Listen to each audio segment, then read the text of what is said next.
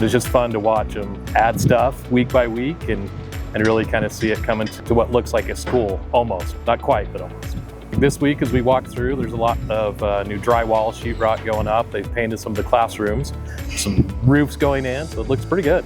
So this school will serve this area. We're here on the end of Gentile. Students from Bluff Ridge, Syracuse, and Buffalo Point Elementary will all come to here. It's going to be a good mix of students from a bunch of different schools. We'll be able to incorporate some old traditions, create some new traditions, and really build an awesome community here. It looks like it's on schedule to open up and ready to go next August when school starts. Even sooner than that, hopefully we can get in May and even have people come and register their kids here at the building, which will be awesome because it's not a school without kids.